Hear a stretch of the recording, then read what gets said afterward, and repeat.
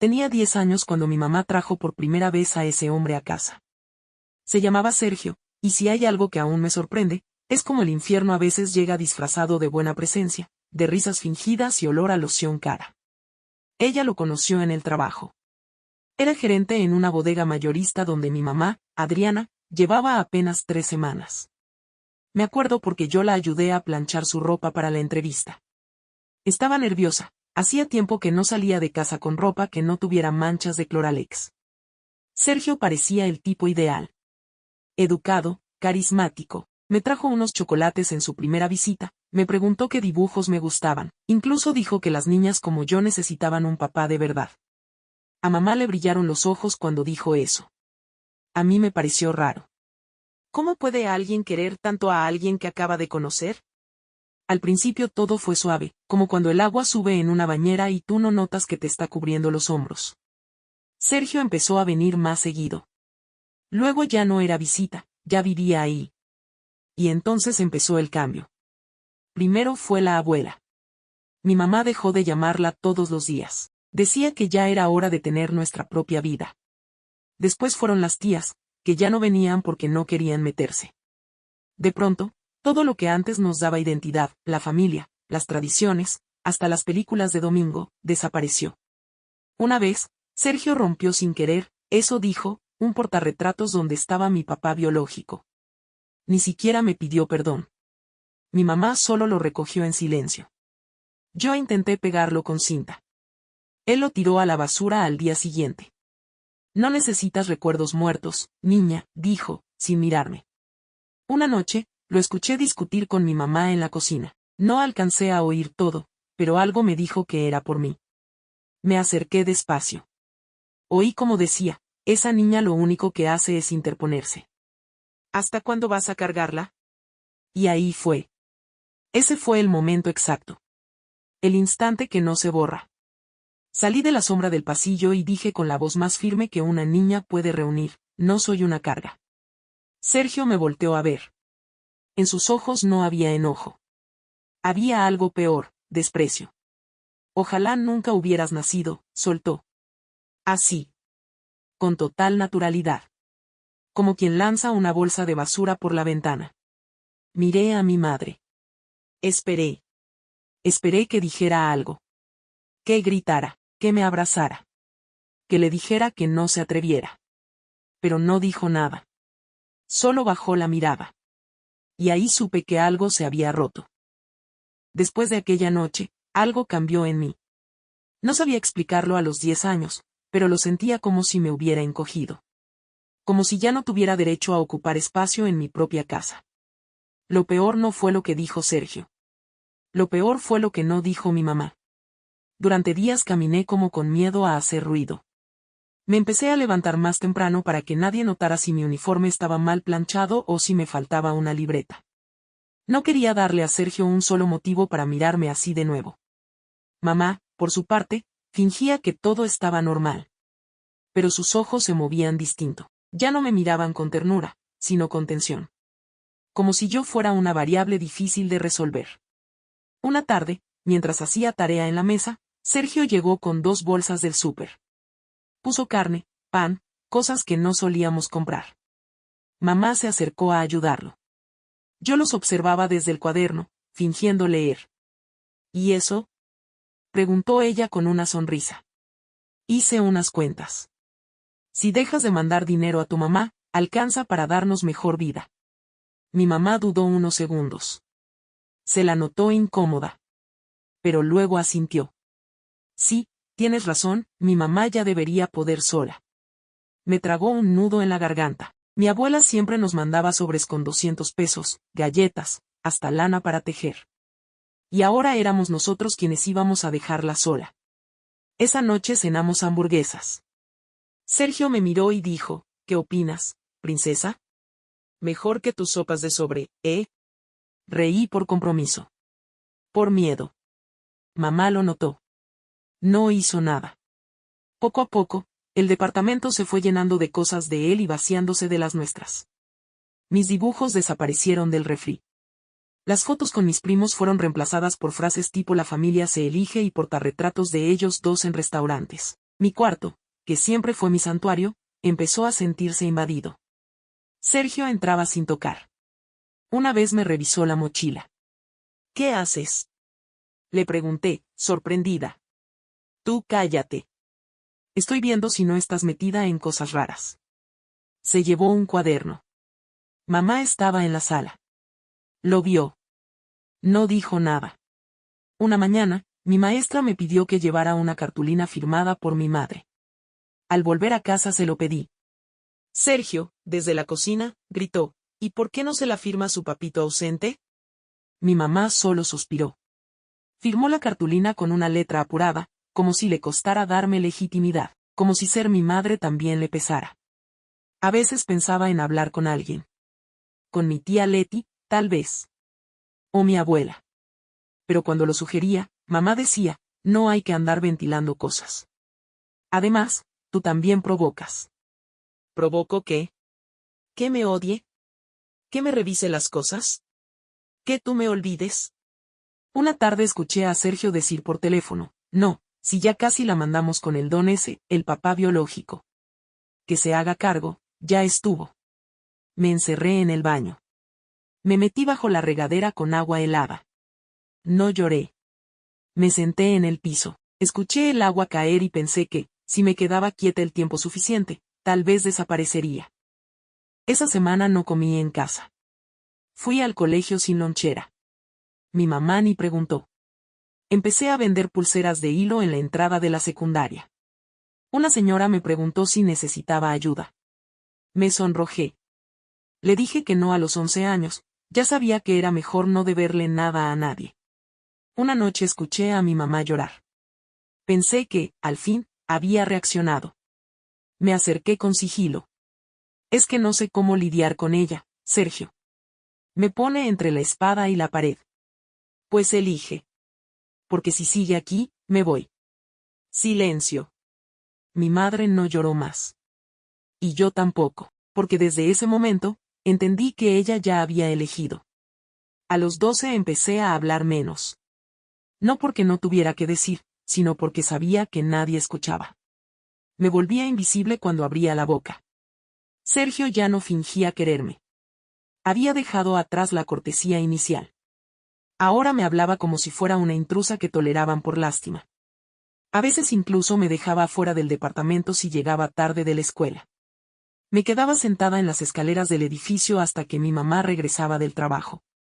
¿Por qué no le dices nada?, le pregunté una vez, bajito, mientras cenábamos. Porque tienes que entender cómo son las cosas, la vida no es como tú quieres, respondió, sin mirarme. Esa noche me metí a la cama con hambre. Habían pedido pizza, pero Sergio dijo que era solo para los adultos. Me quedé con galletas de animalitos. No fue la primera vez. Ni la última. En la secundaria, una maestra de literatura me tomó cariño. Se llamaba Clara. Me dijo que tenía talento para escribir. Que no era común que una niña contara historias con ese nivel de detalle emocional. Me animé a escribir una historia. No con mis nombres, pero cualquiera que leyera entre líneas sabría que era mi vida, una niña que vive con una madre que ha dejado de verla, un padrastro que la mira con odio, y una casa donde el silencio grita más que cualquier golpe. La maestra me felicitó. Me dijo que quería hablar con mi madre. Que tal vez deberíamos ver a una orientadora. No le dije que sí. Tampoco que no. Solo me fui en silencio. Esa tarde llegué a casa con las hojas del cuento dobladas en el fondo de la mochila. No había nadie. Me encerré en el cuarto y pensé en esconderlas. Pero no lo hice. Fue mi error. A la mañana siguiente, al despertar, encontré mis hojas sobre la mesa del comedor, con marcas de lápiz rojo. Subrayados, tachones, y una frase de Sergio escrita al margen, vaya forma de malagradecer lo que tienes. Me congelé. Lo enfrenté. Eso era mío. No tenías derecho. No tienes privacidad mientras vivas aquí, dijo, sin siquiera levantar la voz. Como si fuera una ley universal. Fui con mi mamá. Esperaba que al menos lo reprendiera. Que le dijera que se había pasado. Que no se hurgan los pensamientos de una niña como si fueran calcetines sucios. Pero en lugar de eso, me dijo, ¿de verdad pusiste eso en un papel? ¿Y si alguien más lo leía? ¿Si lo lee tu tía? ¿Tu abuela? ¿Y qué? Es verdad. Cállate. Me gritó. ¿No entiendes que él es quien paga el alquiler? Silencio. Otra vez. A los 13 ya me sabía de memoria los horarios de Sergio. Cuando salía, cuando llegaba, cuando podía moverme sin verlo. Había aprendido a hacerme la dormida cuando entraba a mi cuarto sin motivo. A esconder la ropa interior. A no usar shorts en casa aunque hiciera calor. Nunca me tocó. Pero el modo en que me miraba a veces me daba náuseas. Se lo conté a mi madre una sola vez. Solo una. Ella se quedó quieta. Y luego dijo, ¿estás segura? Porque una acusación así puede arruinarle la vida a alguien. Ese día no lloré. Ese día supe que si algo me pasaba, nadie iba a hacer nada. Un domingo, mientras lavaba los platos, escuché una llamada de mi madre. Estaba en el balcón. Hablaba bajito, pero entendí lo suficiente, es que sí, ya lo hablamos, va a ser mejor mandarla con el padre. Él vive solo, puede hacerse cargo, total ya tiene 14, y acá las cosas se complican. Sentí como se me caía el corazón en el estómago. No me lo iban a decir, solo lo iban a hacer. Me metí al baño. Me miré al espejo. Ya tenía cara de adulta, pero los ojos, esos seguían buscando a la mamá que no estaba. Esa noche escribí una carta a mi tía Leti. Le conté todo. Me fui caminando hasta su casa y la metí bajo la puerta. Nunca supe si la recibió. Pero 2 días después, Sergio llegó más temprano de lo habitual. Y me dijo, ¿ya estás escribiendo cartas de víctima? Me helé. Fui con mi madre, desesperada, temblando. ¿Tú se la diste? Ella no contestó. Pero no hacía falta. Se quedó en silencio. Otra vez. Como siempre, como si no se diera cuenta de que ese silencio me estaba matando por dentro. Cumplí 16 sin fiesta, sin pastel, sin una sola felicitación. Mi madre salió temprano a trabajar. Sergio ni me miró.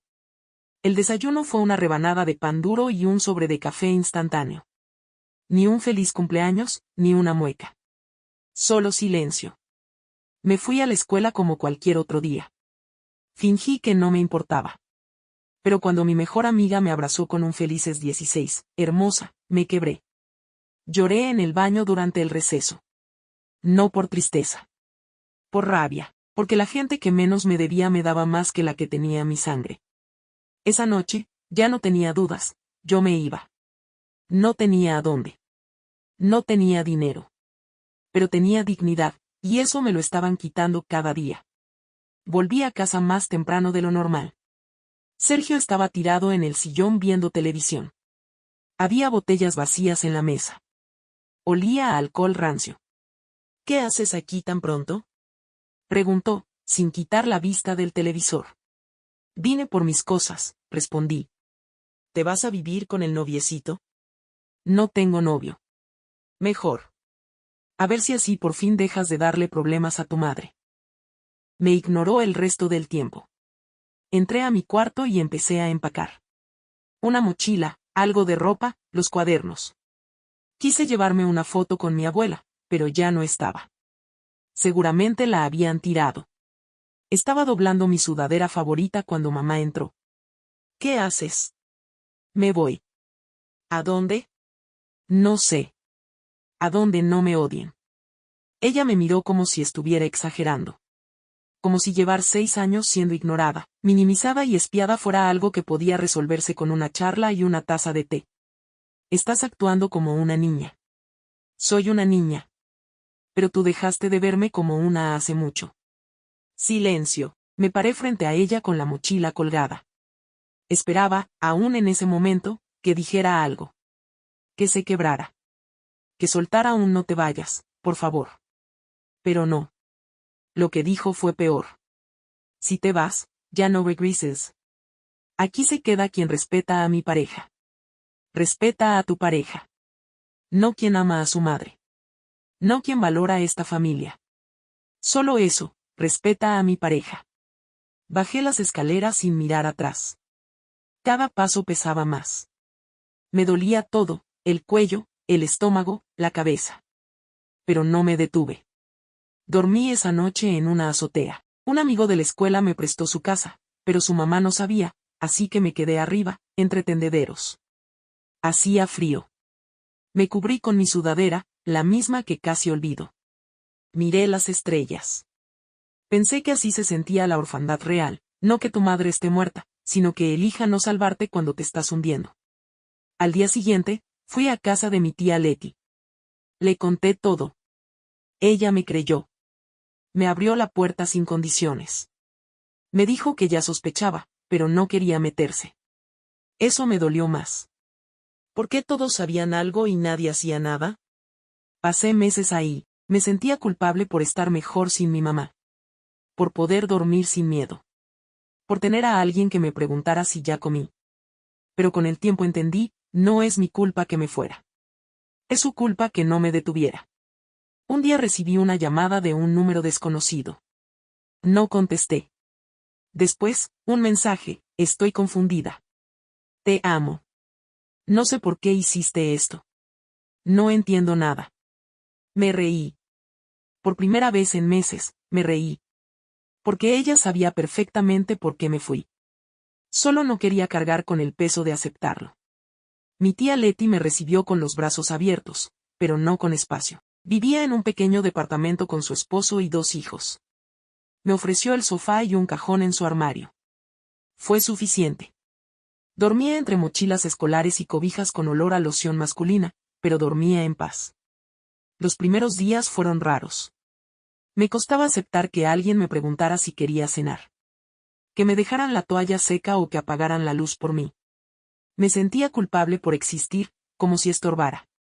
Como si todavía tuviera que pedir permiso para respirar. En la escuela fingía que todo estaba bien. Me hice experta en sonrisas ensayadas.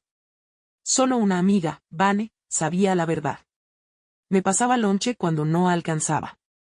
Me dejaba copiar tareas cuando me quedaba dormida llorando. A veces, eso basta para seguir viva. Mi madre no volvió a llamar por semanas. Hasta que un día, lo hizo. Yo estaba ayudando a mi primito con la tarea cuando sonó el celular de mi tía. Atendió. Escuché su tono cambiar. Adriana, pausa. No, aquí está bien. Más pausa. Mira, no sé qué quieras lograr llamando ahora. Me acerqué. Ella me tendió el teléfono con cara de decide tú. Contesté. Hola. Hija, su voz sonaba ahogada. ¿Estás bien? Sí. Silencio. No he podido dormir, dijo. Te extraño. No sabes cómo duele que te haya sido así. Así. Como si me hubiera ido por capricho. Como si 6 años de indiferencia se resumieran en te fuiste así. Sergio te manda saludos, agregó, como si eso ayudara. Sentí cómo se me helaba el estómago. No quiero hablar con él. Ni saber de él. No lo dije para molestarte. Solo, quería que supieras que no hay rencor. No hay rencor. Después de echarme, después de regalarme al silencio, colgamos. No me pidió que volviera. Solo quería limpiarse la conciencia. Dejar constancia de que había llamado. ¿Qué intentó? Yo lo sabía. Las semanas pasaron. Mi vida siguió, tareas, escuela, ayudar en casa. Mi tía me inscribió a un curso de repostería.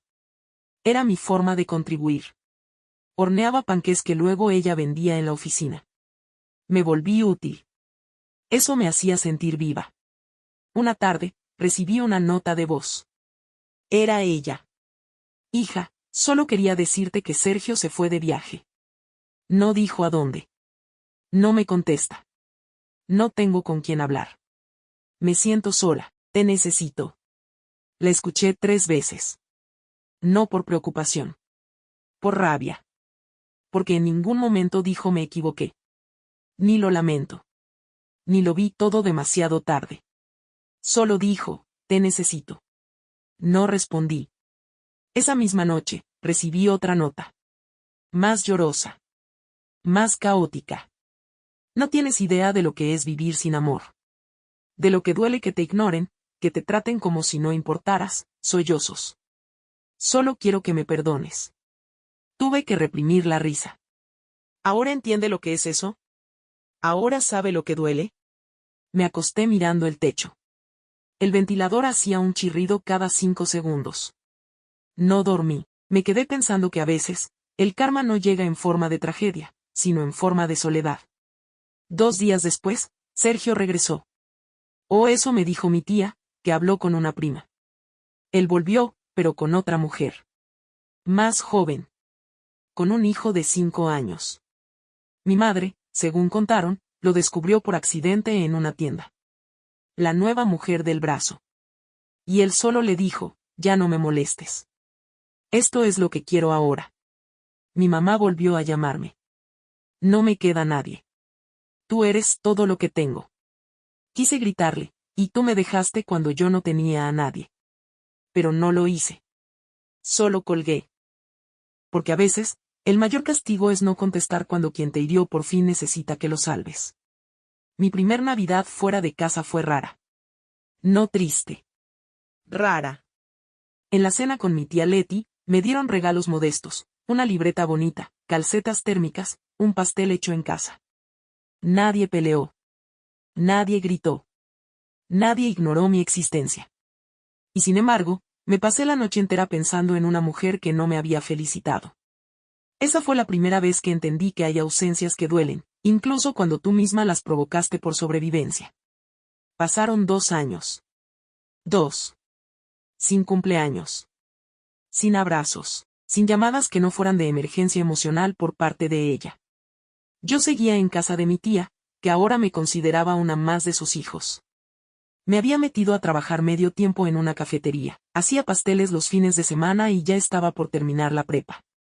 Había aprendido a sonreír de nuevo, aunque a veces esa sonrisa tuviera puntas por dentro. Hasta que un día, mientras doblaba servilletas en el trabajo, vi a una prima por parte de mi mamá en la barra. ¿Eres tú? Me dijo con una mezcla de sorpresa y pena. Te ves grande. Cambiada. Le sonreí. Falsamente. Ella bajó la voz. ¿Te enteraste? ¿De qué? Tu mamá estuvo internada. Psiquiatría. Hace como un mes. Se descompensó. Dicen que tomó pastillas, no muchas, pero sí lo suficiente como para llamar la atención. Mi corazón no reaccionó como pensé. No me dio miedo. Ni pena. Me dio frustración. Porque no podía evitar pensar que si todo eso lo hubiera hecho antes, cuando yo rogaba por verla de nuevo como madre, tal vez las cosas serían distintas. Esa noche, mi tía me encontró llorando en el baño. Me abrazó. Me dijo que no tenía por qué cargar con eso. Que a veces, los padres también fallan, y a veces, fallan tanto que ya no es justo esperarlos. Me contó algo que no esperaba. ¿Sabes que tu mamá quiso interrumpir el embarazo cuando supo que te esperaba? La miré en shock. ¿Qué? Tenía 19. Acababa de dejar al papá de ese entonces. No quería saber nada. Estaba decidida. Yo la acompañé a la clínica. Pero cuando la doctora le pidió firmar, se arrepintió. Mi cabeza daba vueltas. ¿Por qué me cuentas esto ahora? Porque quiero que sepas, que tú nunca fuiste un error. Aunque ella haya actuado como si lo fueras. Me encerré en mi cuarto esa noche. Busqué en mi libreta vieja las cosas que me habían dolido más de niña. Encontré un dibujo, yo, chiquita, abrazando a mi mamá. Ella con cara triste. Yo con cara feliz. Un corazón gigante entre las dos. Lo rompí. Sin culpa. Porque ya no era yo quien deseaba ese abrazo. Ahora era ella quien me lo pedía. Días después, me mandó un audio.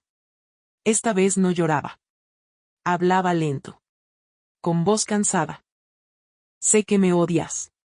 Y que no tengo derecho ni a tu voz. Pero, estoy en la casa.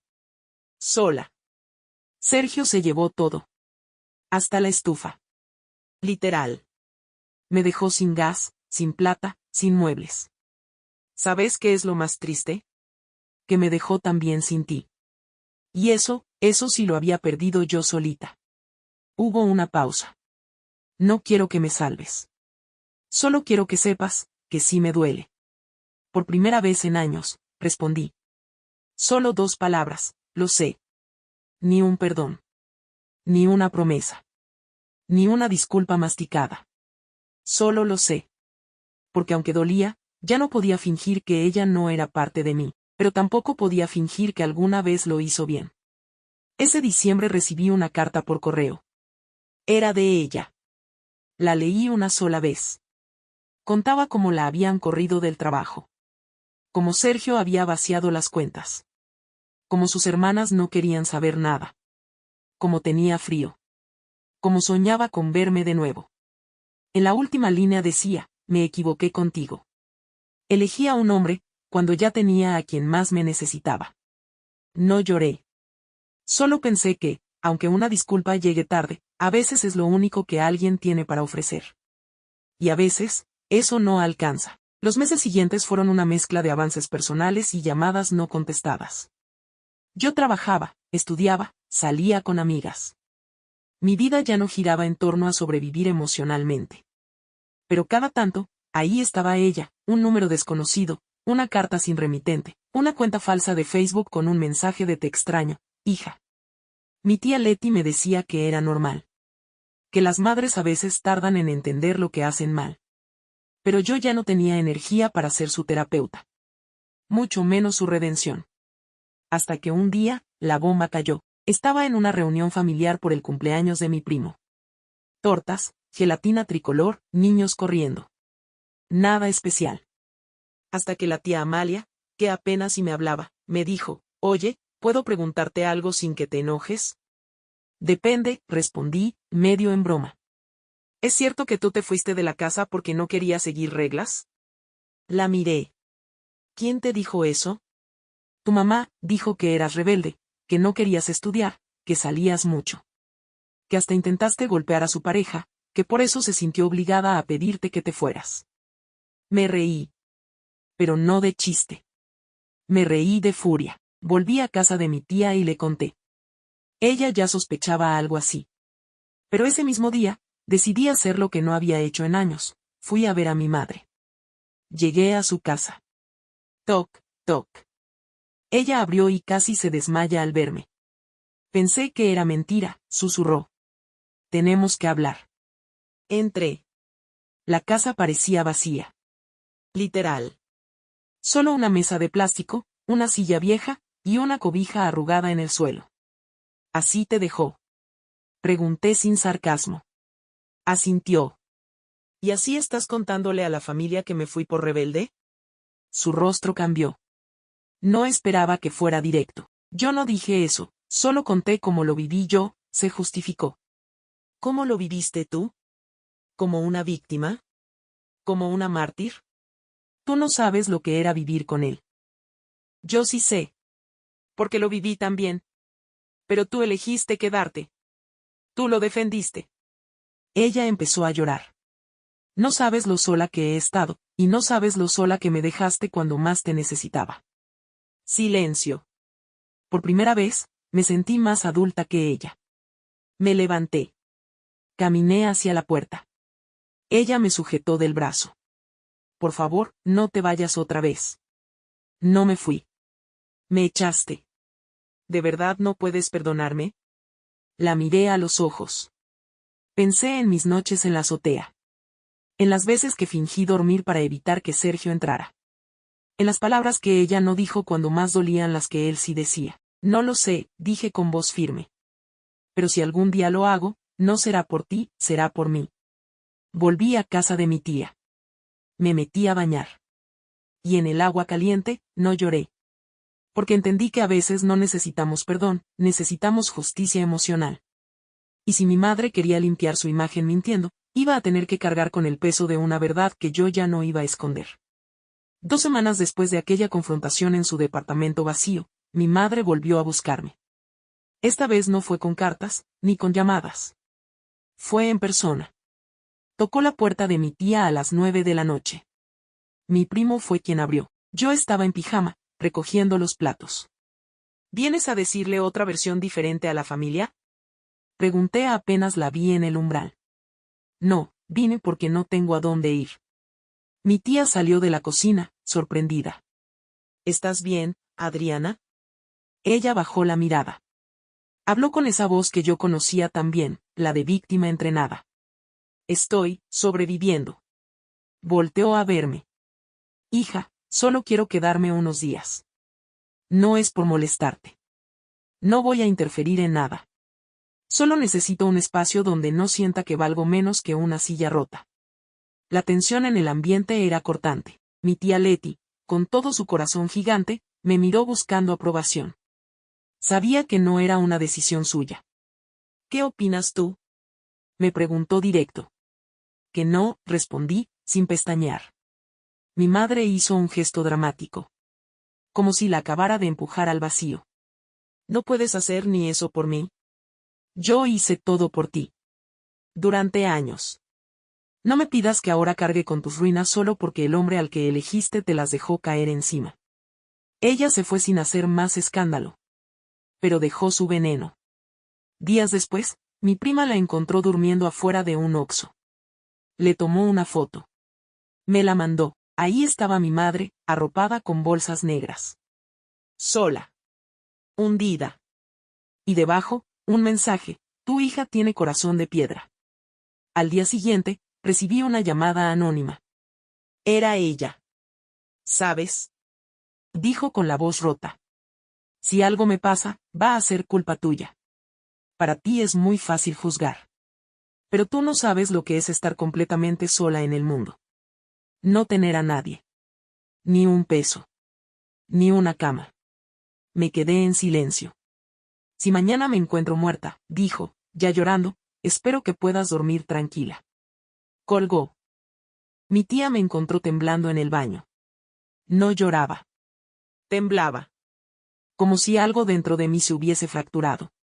No era miedo a que se hiciera daño. Era miedo a haber heredado algo de ella. Porque yo también sabía manipular. Sabía callar. Sabía castigar con silencio. Sabía fingir que estaba bien cuando no lo estaba. Me vi en el espejo. Y por primera vez, tuve miedo de parecerme a ella. Decidí ir a buscarla. No para llevarla conmigo. Sino para decirle que no tenía derecho a culparme por las consecuencias de sus decisiones. La encontré en un albergue del gobierno. Me vio. Se quebró. Hija, no, no soy tu hija cuando necesitas limpiar tus miserias. Fui tu hija cuando tenía miedo, hambre y frío. Y tú elegiste un hombre antes que a mí. Me equivoqué, susurró. Y yo no tengo que pagarlo. Yo no tengo que rescatarte. Me di la vuelta. Ella me gritó, vas a ser madre un día. Y ahí te vas a acordar de mí. Me detuve. Si algún día soy madre, le dije sin voltear, será para romper con todo lo que tú hiciste mal. Y me fui. Sin llorar. Sin voltear. Sin miedo. Porque ahora lo sabía, no tener madre, a veces, es mejor que tener una que te destruye por dentro. Tenía 23 años cuando me llamaron del hospital. Era un número local, desconocido. Dudé en contestar. Pero lo hice. ¿Familia de Adriana Álvarez? Sí. ¿Quién habla? Del Hospital General. Su madre fue ingresada ayer por un cuadro severo de neumonía. Está estable, por ahora. Pero no ha respondido bien al tratamiento. Y preguntó por usted. Sentí un eco seco en el pecho. No por pena. Sino por todo lo que pensé que ya había dejado atrás, y regresaba en un segundo. ¿Ella les dio mi número? Sí. Dijo que usted era lo más cercano a un contacto familiar. Lo más cercano. No su hija. Fui al hospital. No sabía para qué. Tal vez para ver con mis propios ojos que todo aquello que tanto me rompió seguía vivo, pero ya no tenía poder sobre mí. La encontré en una habitación compartida. Pálida. Más flaca. El rostro envejecido por años de culpas, abandono y derrotas. Me miró. Y sus ojos se llenaron de lágrimas antes de que pudiera decir una palabra. Viniste, sí. Pero no para abrazarte. No para decirte que todo está bien. Solo, vine a ver por mí. No por ti. Asintió. No dijo nada. Solo respiraba con dificultad. Nos quedamos en silencio varios minutos. Ella fue la primera en romperlo. Te veo, tan grande. Tan fuerte. Pensé que no ibas a querer volverme a ver nunca. No quería, le dije. Pero me enseñaron que a veces no se trata de lo que queremos, sino de lo que necesitamos para seguir adelante. Ella sacó algo de la mochila que tenía al lado. Era una carta. Escrita a mano. No voy a pedírtelo en persona. Porque sé que no tengo derecho. Pero, si algún día te nace perdonarme, tal vez esto te ayude a entender algo. No la tomé. No aún. ¿Y si no te perdono nunca? Entonces, al menos sabré que intenté dejar algo que no fuera solo dolor. Me levanté para irme. Ella me miró con un nudo en la garganta. ¿Puedo pedirte una sola cosa? Depende. Cuando me entierren, no quiero que sea sola. Me detuve. No me pidas eso. No todavía. No es por mí, susurró. Es por ti. No respondí.